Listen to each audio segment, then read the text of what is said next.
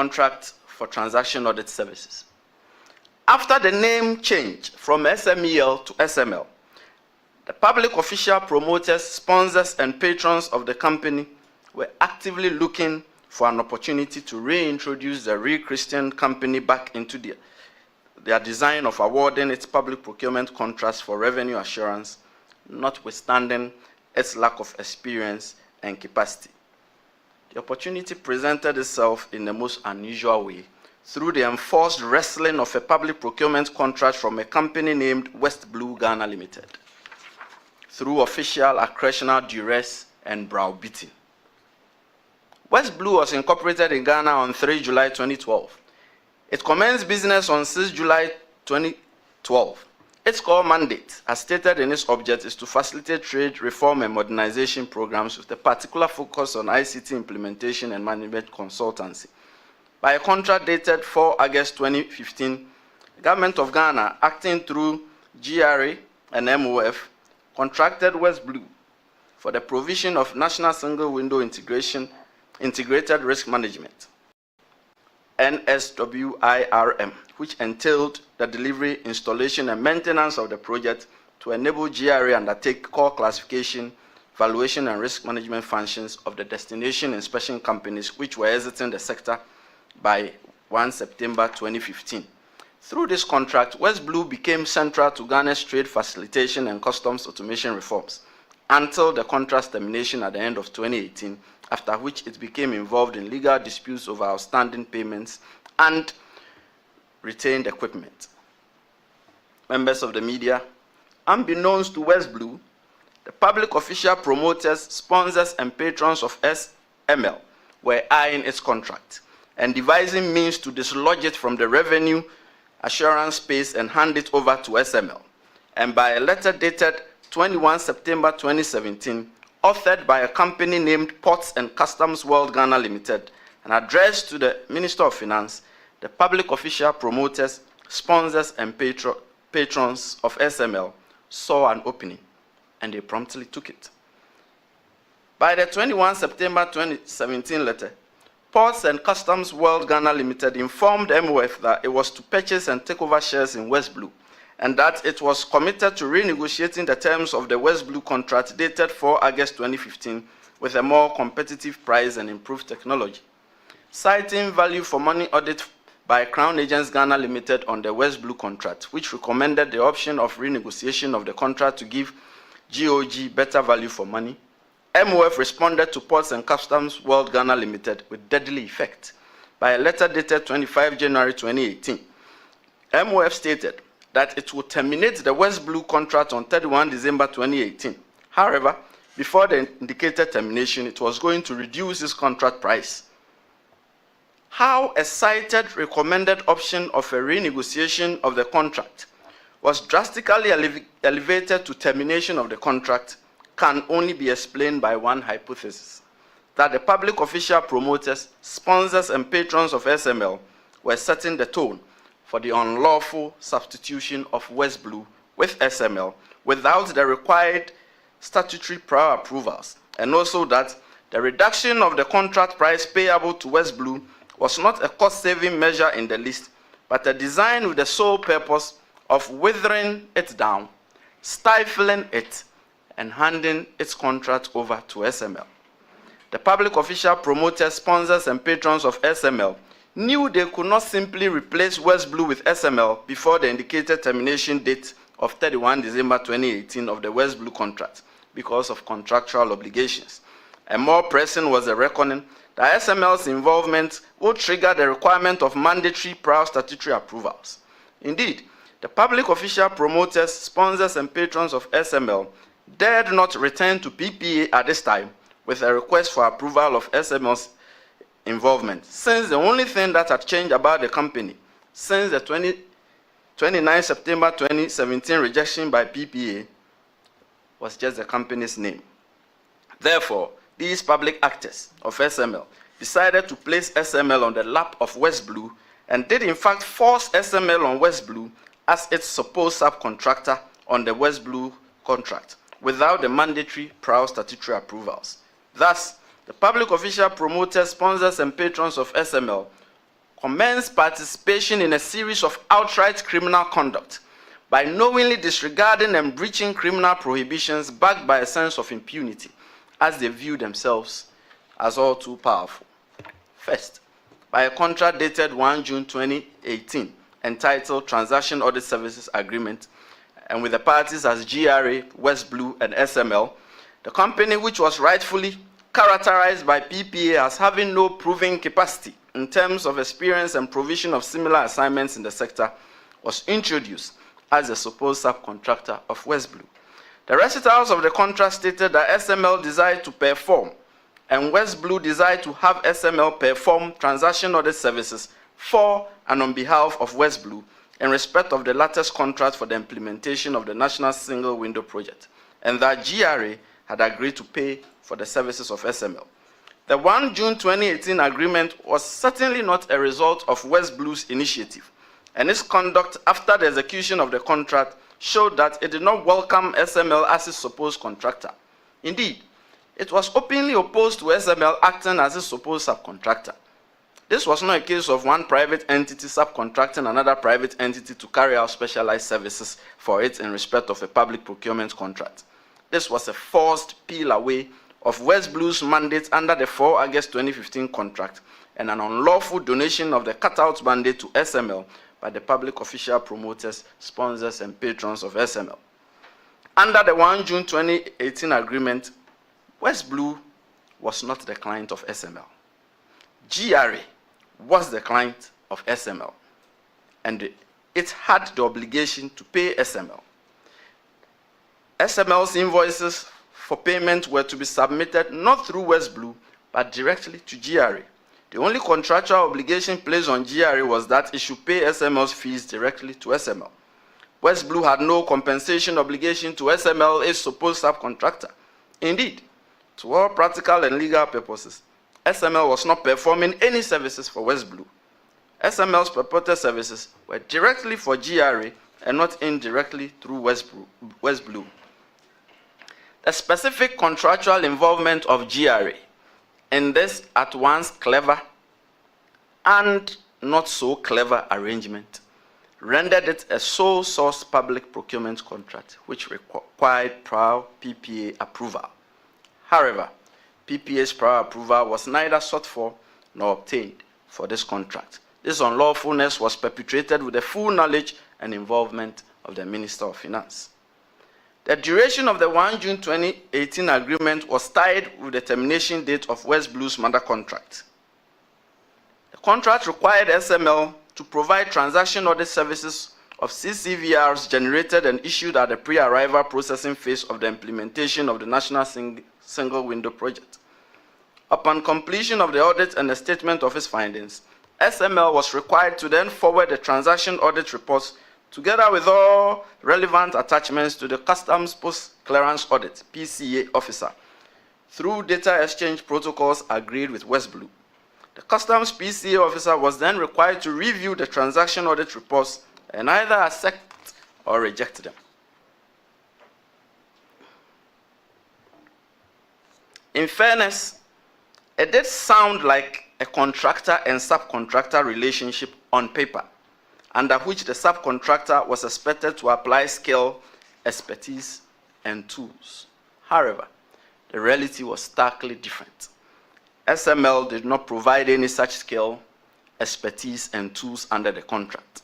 It merely sat on the skill, expertise, and tools of Westblue in a pretend posturing sham of delivering transaction audit services for the Republic. It became painfully clear a little over a month after the signing of the 1 June 2018 contract that SML had no skill, expertise, and tools of its own, and that Westblue had been forced into an unwanted marriage, which required it to shoulder the assumed primary obligations of SML. It was as if Westblue was rather the subcontractor for SML, as it was now being required to work for SML. By mid-July 2018, the tenuous and artificial relationship between Westblue and SML was falling apart, and by November 2018, the enforced partnership had collapsed, evidenced by a series of letters and emails exchanged between the two entities. SML, on its part, was perpetually vexed by Westblue's apparent stance of ignoring the former's repeated requests for information. Westblue, on the other hand, was registering its consternation at the forced marriage by supplying little or no information to SML in a silent protest of a demonstration that SML's participation was needless and downright ocious, and that it had no skill, expertise, and tools of its own to function.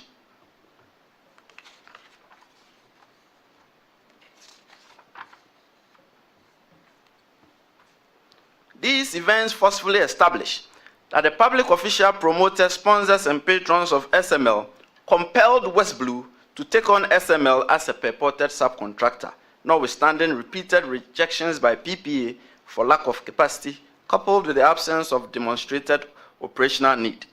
The recurring unhappy friction between Westblue and SML underscores the fact that the former neither sought for nor welcomed the latter's involvement in its contractual dealings with the public, and that SML's entry unnecessarily disrupted the system of transaction audit and created an added layer of wasteful inefficiency in the sector. On 31 December 2018, and this date is very crucial, the 4 August 2015 Westblue contract for the provision of a national single-window integrated risk management for the classification, valuation, and risk management in respect of imported goods terminated. So from 31st December 2018, Westblue had run out of a contract.